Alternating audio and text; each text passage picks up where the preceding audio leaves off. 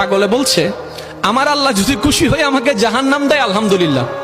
এবার শিক্ষিত সমাজ যারা আমাদের মতো কিছু আছে না, বেশি পণ্ডিত, এবার যাই বলতেছেন আসলে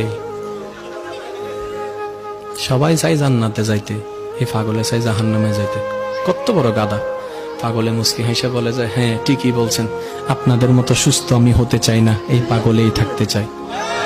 এবার তাদের একটু টনক লটলো, কই কেন?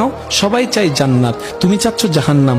বলে যে, ভাইয়ারা আপনারা মনে হয় আমার কথাটা খেয়াল করেন নাই, আমি বলেছি আমার রব যদি খুশি হয়ে,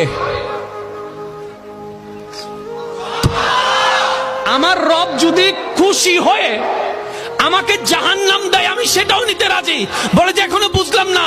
পাগল বলে জ্ঞান দিয়ে রবের বিষয় বোঝা যায় না, দিল দিয়ে বুঝতে হয়। আরে শুনো, রব যখন খুশি হয়ে যাবে জাহান্নামটা জান্নাত হয়ে যাবে, রব যখন নারাজ হয়ে যাবে জান্নাতটা জাহান্নাম হয়ে যাবে।